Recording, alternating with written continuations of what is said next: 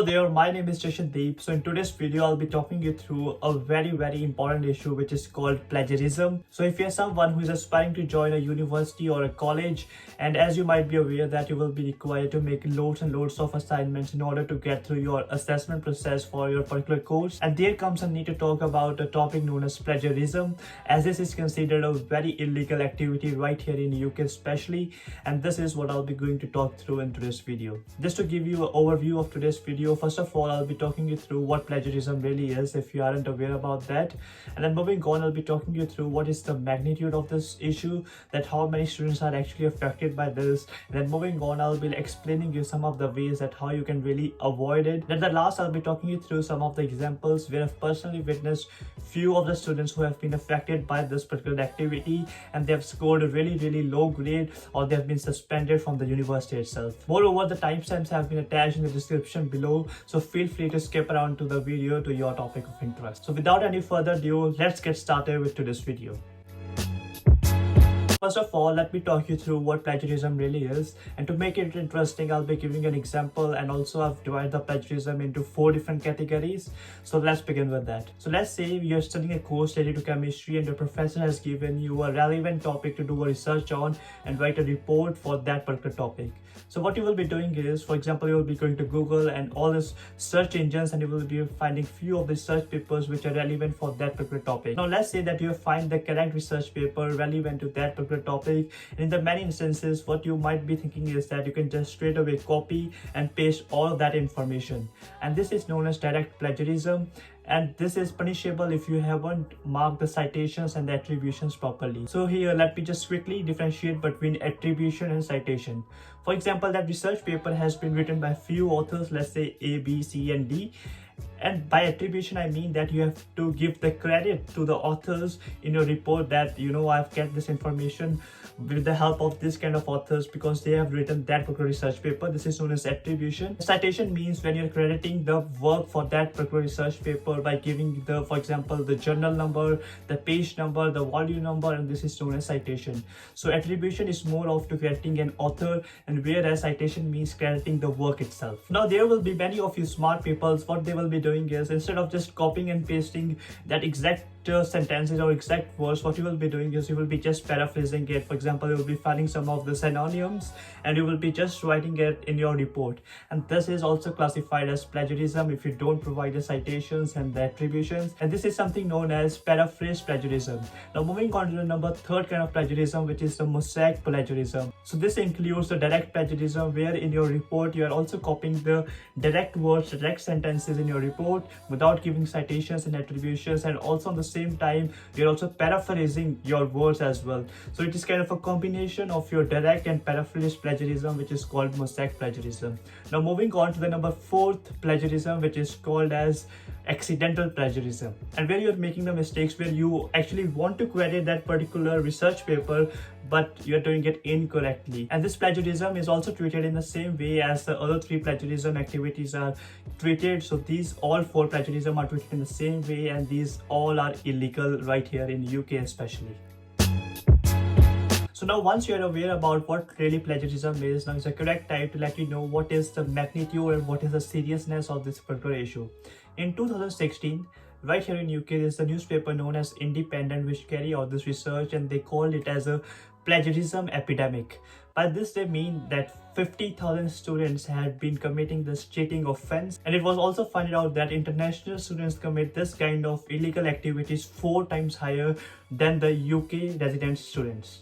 And in this research, it was also found out that type 2 kind of plagiarism, which involves bespoke essay writing services. By this I mean, for example, in these days you might be seeing a lot many people contacting you, especially in the month of September, that I can make for you your essay, I can make for you your dissertation, and you're taking all of these paid services and submitting that work to the university, and this is classified as the direct plagiarism, which I talked through previously. And in this research, it was found out that this kind of activity was one of the main reason behind the plagiarism activity going on right here in UK. So by now I hope that you're aware about what plagiarism is, and secondly what is the seriousness of this particular issue. And now is the right time to discuss that how you can essentially avoid committing this illegal activities whenever you're making your assignments or your dissertation work or your project work essentially. The very first way to avoid plagiarism is by keeping track of your sources. So let's say that you've given a report to write which has to be 6,000 to 8,000 words long, and you have to reference about 14 to 15 research papers in that. Now it can be very easy to get lost in all of this process. By this I mean you will be going to Google, finding the research, and you will be writing your report and some of the words from that particular research paper, then moving on to second, third and fourth and all of these 15 papers, and you can easily lose the track of all of these research papers. So the way I do all of this thing is, first of all, I've got a one particular source known as Web of Knowledge. So this is very helpful for all of the science students, especially for the chemistry students like me. I go to Web of Knowledge where I can find all of my research papers, and once I find that research paper, okay, this matches, this is relevant to my topic of interest, what I do is I just bookmark it on my search engine.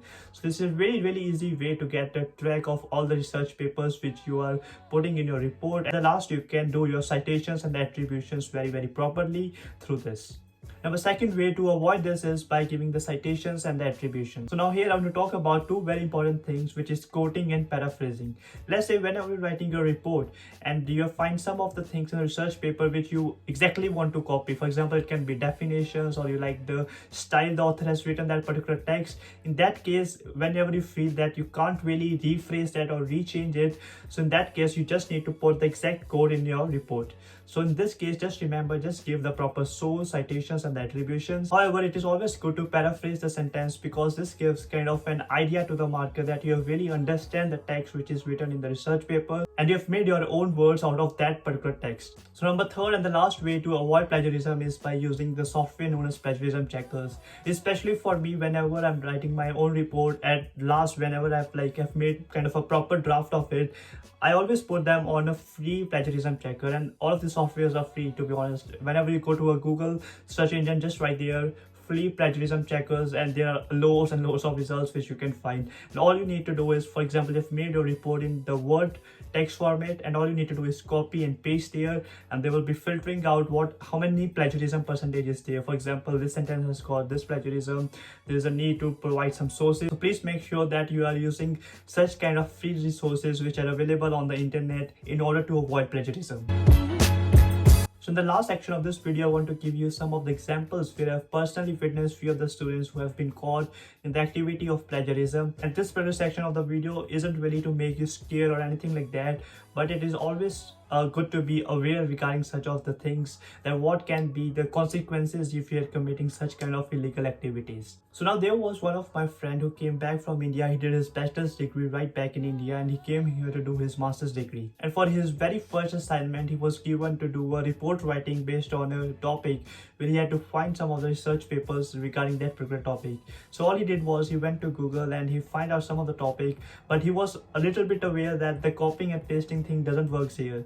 So what he did was he put out some of the sentences there. He tried to find some of the synonyms on the Google search, and he just put the same sentence in the same structure, just changing some of the meanings of the words. And essentially he was caught by the plagiarism checker, which the software the university runs. It is known as Turn 10, and he was caught in that particular activity, and he was rewarded a 0 mark for that particular assignment. And once he was passing out for his degree program, he essentially didn't make much higher marks because his overall marks was reduced because he was caught in that particular assessment.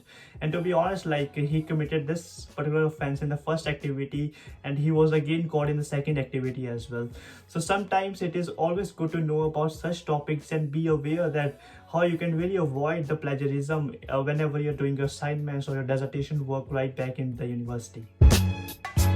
As we move towards the end of today's video, I really hope that you find some kind of value and the information from this video, what plagiarism is and some of the examples which I presented in front of you. So please make sure to like this video and comment down your feedback, some of the additional information, whatever you've got in your own brains, and let me be aware about that as well. And also please make sure that you're subscribing the channel, as I make all such content related to the student life. So thanks for watching the video and have a good day ahead.